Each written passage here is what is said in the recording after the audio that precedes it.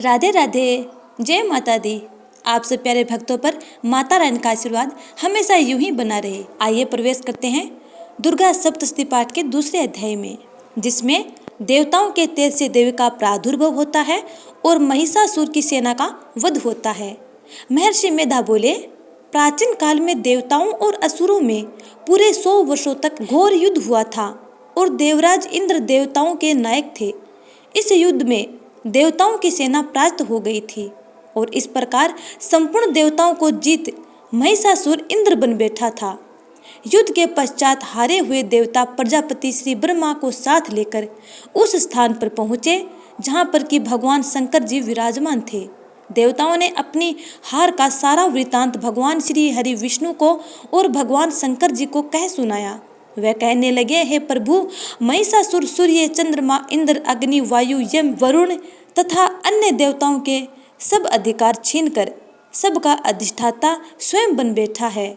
उसने समस्त देवताओं को स्वर्ग से निकाल दिया है। वे सब मनुष्यों की तरह पृथ्वी पर विचर रहे हैं।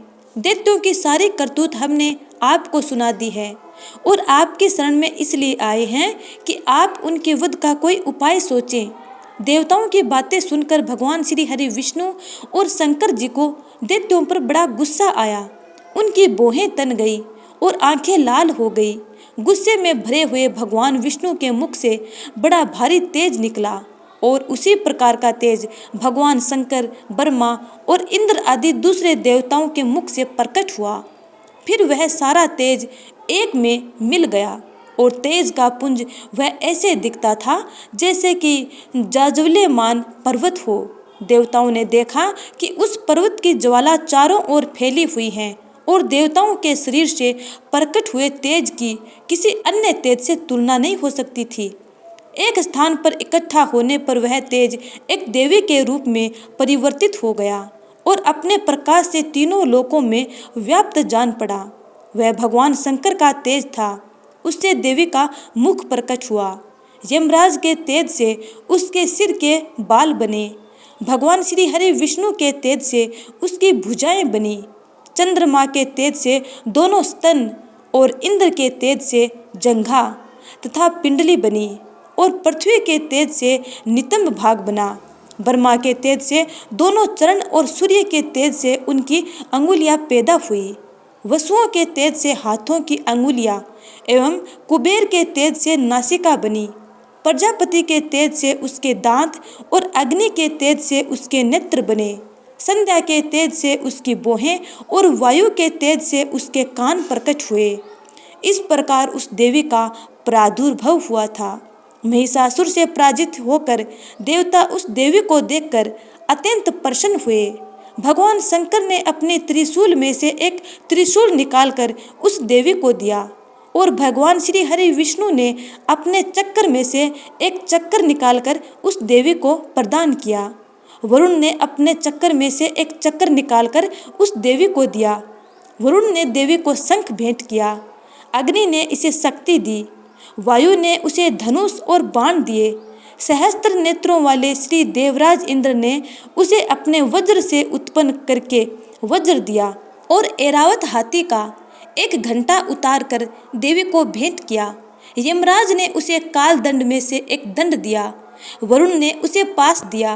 प्रजापति ने उस देवी को स्फटिक मणि की माला दी और ब्रह्मा जी ने उसे कमंडलू दिया। सूर्य देव ने समस्त रोमों में से अपनी किरणों का तेज देवी में भर दिया।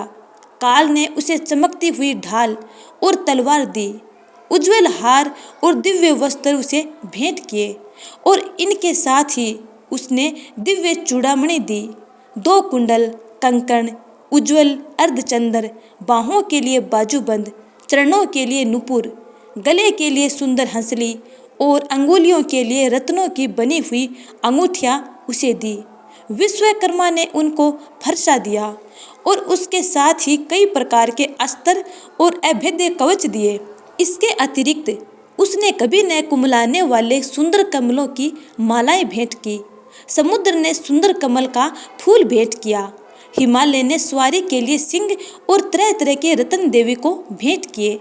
यक्षराज कुबेर ने मधु से भरा हुआ पात्र और शेष नाग ने उन्हें बहुमूल्य मणियों से विभूषित नागहार भेंट किया।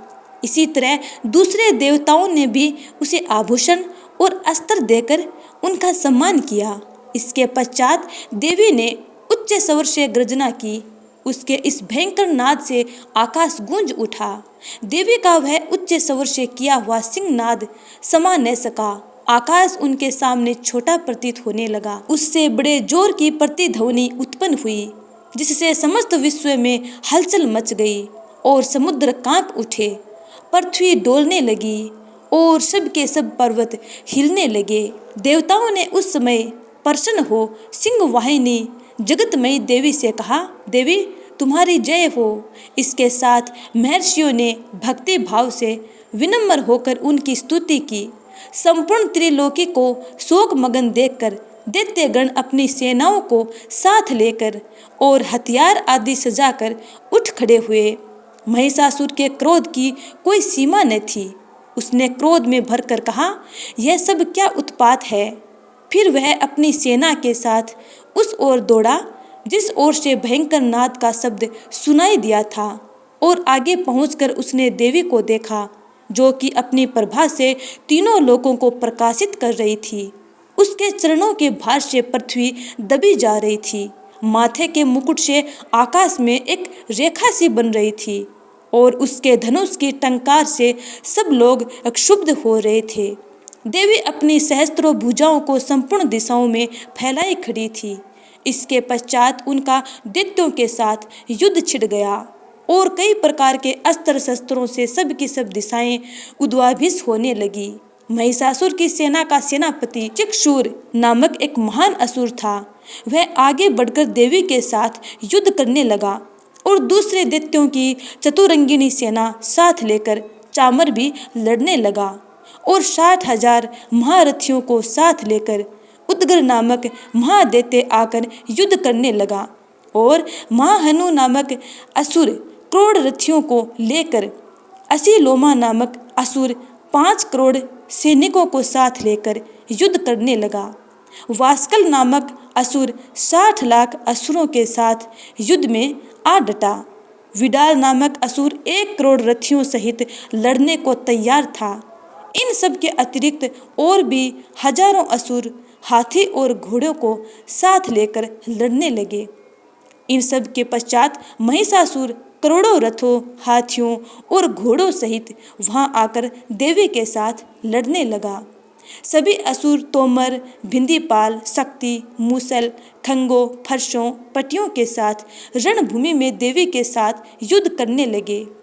कई शक्तियां फेंकने लगे और अन्य शस्त्र आदि। इसके पश्चात सब के सब दैत्य अपनी अपनी तलवारें हाथों में लेकर देवी की ओर दौड़े और उसे मार डालने का उद्योग करने लगे, मगर देवी ने क्रोध में भरकर खेल ही खेल में उनके सब अस्त्रों शस्त्रों को काट दिया। इसके पश्चात ऋषियों और देवताओं ने देवी की स्तुति आरंभ कर दी और वह प्रसन्न होकर असुरों के शरीर पर अस्त्र शस्त्रों की वर्षा करती रही। देवी का वाहन भी क्रोध में भरकर दैत्य सेना में इस प्रकार विचरने लगा जैसे कि वन में दावानल फैल रहा हो। युद्ध करती हुई देवी ने क्रोध में भरकर जितने श्वासों को छोड़ा, वह तुरंत ही सैकड़ों हजारों गणों के रूप में परिवर्तित हो गए। फरसे, भिंदीपाल, खंग तथा पटीस इत्यादि अस्त्रों के साथ दैत्यों से युद्ध करने लगे। देवी की शक्ति से बढ़े हुए वह गण दैत्यों का नाश करते हुए ढोल, शंख व मृदंग आदि बजा रहे थे। तदंतर देवी ने त्रिशूल, गदा, शक्ति, खंग इत्यादि से सहस्त्रों असुरों को मार डाला। कितनों को घंटे की भयंकर आवाज से ही यमलोक पहुंचा दिया। कितने ही असुरों को उसने पास में बांधकर पृथ्वी पर घसीटा। कितनों को अपनी तलवार से टुकड़े टुकड़े कर दिए और कितनों को गदा की चोट से धरती पर सुला दिया। कई दैत्य मूसल की मार से घायल होकर रक्त वमन करने लगे और कई शूल से छाती फट जाने के कारण पृथ्वी पर लेट गए और कितनों की बाण से कमर टूट गई। देवताओं को पीड़ा देने वाले दैत्य कट कट कर मरने लगे।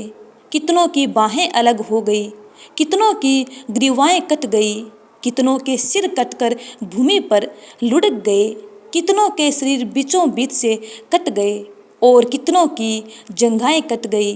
वह पृथ्वी पर गिर पड़े। कितने ही सिरों व पैरों के कटने पर भी भूमि पर से उठ खड़े हुए और शस्त्र हाथ में लेकर देवी से लड़ने लगे। और कई दैत्यगण भूमि में बाजों की ध्वनि के साथ नाच रहे थे। कई असुर जिनके सिर कट चुके थे, बिना सिर के धड़ से ही हाथ में शस्त्र लिए हुए लड़ रहे थे। दैत्य रह रह कर ठहरो ठहरो कहते हुए देवी को युद्ध के लिए ललकारते रहे। जहाँ पर यह घोर संग्राम हुआ था, वहाँ की भूमि रथ, हाथी, घोड़े और असुरों की लाशों से भर गई थी और असुर सेना के बीच में रक्तपात होने के कारण रुधिर की नदियां बह रही थी।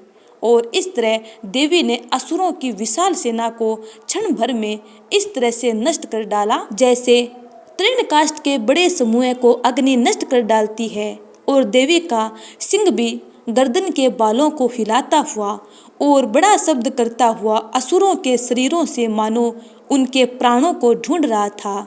वहां देवी के गणों ने जब दैत्यों के साथ युद्ध किया तो देवताओं ने प्रसन्न होकर आकाश से उन पर पुष्प वर्षा की। तो इस प्रकार प्यारे भक्त गणों, श्री दुर्गा सप्तशती के दूसरे अध्याय का समापन होता है, जिसमें माता रानी के प्रादुर्भाव और असुरों के संहार का वर्णन था। उम्मीद करती हूँ कि आपको ये कथा अच्छी लगी है। यदि अच्छी लगी है तो लाइक कमेंट कर चैनल को सब्सक्राइब कर बेल आइकन को जरूर दबा लीजिएगा, ताकि आने वाली वीडियो का नोटिफिकेशन आप तक टाइम पर पहुंच जाए। आगे की कथा जानने के लिए अगले अध्याय का इंतजार करना। तब तक के लिए जय श्री राधे।